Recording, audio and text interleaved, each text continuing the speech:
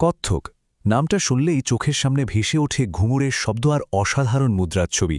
কিন্তু এটা শুধু একটা নাচ নয়, এটা একটা জীবন্ত ইতিহাস, একটা জার্নি যা সময়ের সাথে সাথে নিজেকে বারবার নতুন করে গড়েছে।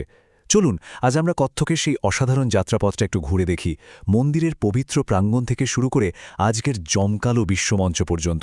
এটা ভাবলে কিন্তু অবাক হতে হয়, তাই না? যে কিভাবে একটা মন্দিরের ধর্মীয় আচার অনুষ্ঠান সময়ের স্রোতে ভেসে একটা গ্লোবাল পারফর্মিং আর্টে পরিণত হতে পারে। ঠিক এই প্রশ্নটাকে কেন্দ্র করে আমরা কত্থকের অবিশ্বাস্য রূপান্তরের গল্পটা শুনব।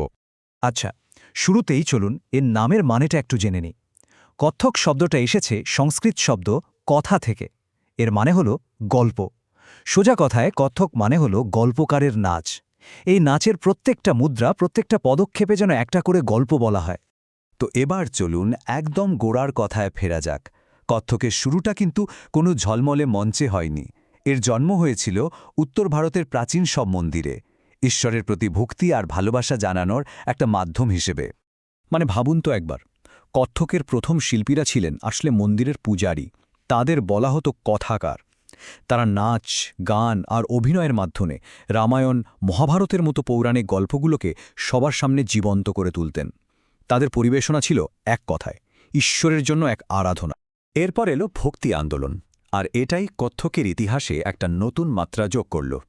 এই সময়ে ব্যক্তিগত ভক্তি মানে ঈশ্বরের প্রতি শুদ্ধ ভালোবাসাকেই সবচেয়ে বড় করে দেখা হলো।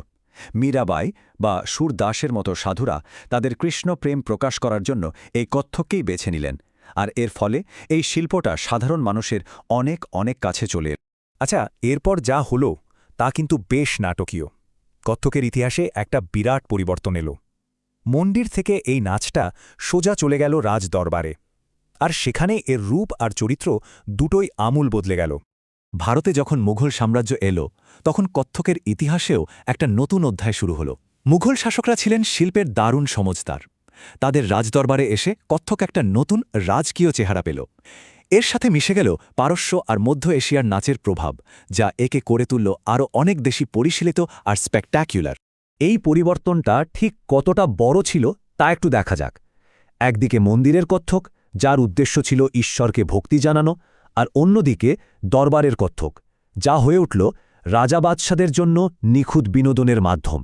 এখানে পৌরাণিক গল্পের বদলে জোর দেওয়া হলো জটিল ফুটওয়ার্ক আর টেকনিকের উপর। এই যে রাজদরবারের পৃষ্ঠপোষকতা, এর ফলে কত্থক নানা জায়গায় ছড়িয়ে পড়ল, আর তা থেকেই জন্ম নিল তিনটে প্রধান ঘরানা বা স্টাইল। যেমন লখনৌ ঘরানার পরিচয় তার লাস্য আর ভাব প্রকাশে, জয়পুর ঘরানা বিখ্যাত তার অসম্ভব দ্রুত গতির ফুটওয়ার্কের জন্য, আর বানারস ঘরানার মধ্যে এই দুটো স্টাইলেরই একটা দারুণ মিশ্রণ দেখা যায়। কিন্তু ইতিহাসে ভালো সময়ের পর অনেক সময়ই একটা খারাপ সময় আসে। কত্থকের এই গৌরবময় যাত্রাপথটাও সবসময় মসৃণ ছিল না। ব্রিটিশ ঔপনিবেশিক আমলে এই অসাধারণ শিল্পটা একটা গভীর সংকটের মধ্যে পড়েছিল। ব্রিটিশরা আসার পর পুরো ছবিটাই কেমন যেন পাল্টে গেল। রাজপরিবারের সেই পৃষ্ঠপোষকতা আর রইল না, আর পশ্চিমা সংস্কৃতির দাপটে ভারতের নিজস্ব ঐতিহ্যবাহী শিল্পগুলো প্রায় কোণঠাসা হয়ে পড়ল। এমন একটা অবস্থা হয়েছিল যে মনে হচ্ছিল কত্থকের মতো একটা সমৃদ্ধ শিল্প হয়তো হারিয়েই যাবে।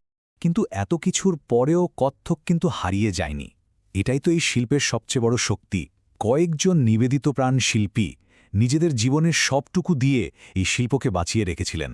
আর তারপর ভারতের জাতীয়তাবাদী আন্দোলনের সময় এই নাচটা আবার নতুন করে তার হারানো গৌরব ফিরে পেল।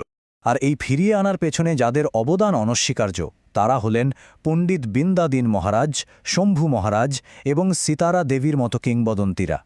তাদের হাত ধরেই কত্থক আবার দেশ বিদেশের মঞ্চে ফিরে আসে আর নিজের সমৃদ্ধ ঐতিহ্যকে নতুন করে সবার সামনে তুলে ধরে। তো অনেক তো ইতিহাস হলো, এবার চলুন দেখি আজকের দিনে এই মডার্ন ওয়ার্ল্ডে কত্থক ঠিক কোথায় দাঁড়িয়ে আছে। কারণ নবজাগরণের পর থেকে এই শিল্পটা কিন্তু থেমে থাকেনি। এখানে ঐতিহ্য আর আধুনিকতার এক দারুণ মেলবন্ধন ঘটেছে। আজকের দিনের শিল্পীরা কিন্তু দারুণ একটা কাজ করছেন। তারা একদিকে যেমন ঐতিহ্যকে ধরে রাখছেন, তেমনি আবার নতুন নতুন এক্সপেরিমেন্ট করতেও ভয় পাচ্ছেন না। থিয়েটার, মাল্টিমিডিয়া, এমনকি অন্য ধারার নাচের উপাদানও তারা কত্থকের সাথে মিশিয়ে দিচ্ছেন। পণ্ডিত বিরজু মহারাজের মতো শিল্পীরাই ঐতিহ্য আর আধুনিকতার মধ্যেই সেতুটা তৈরি করে দিয়ে গেছেন। মানে আজ কত্থক আর শুধু ভারতের মধ্যে সীমাবদ্ধ নেই, এটা এখন একটা গ্লোবাল আর্ট ফর্ম। সারা পৃথিবী জুড়ে এর কদর বাড়ছে। নানা দেশের শিল্পীদের সাথে কোলাবোরেশন হচ্ছে, বিভিন্ন আর্ট ফর্মের সাথে ফিউশন হচ্ছে, ফলে এর প্রকাশের ভাষাও আজ অনেক বেশি বিস্তৃত। আসলে পুরো গল্পটা থেকে আমরা কি বুঝলাম? বুঝলাম যে কত্থকের জার্নিটা আসলে টিকে থাকার একটা লড়াইয়ের গল্প। সময়ের সাথে সাথে এর বাইরের রূপ হয়তো বদলেছে, কিন্তু এর আত্মাটা মানে গল্প বলার যে শিল্প, সেটা কিন্তু আজও একই রকম আছে। শেষ করার আগে একটা প্রশ্ন ভাবার জন্য থাকল। যখন কোনো প্রাচীন শিল্প বিশ্বমঞ্চে পা রাখে, তখন সে কিভাবে তার নিজস্ব সত্তা বা আত্মাকে বাঁচিয়ে রাখতে পারে? কত্থকের এই দীর্ঘ আর বর্ণময় যাত্রা আমাদের কিন্তু এই গভীর প্রশ্নটা নিয়ে ভাবতে শেখায়।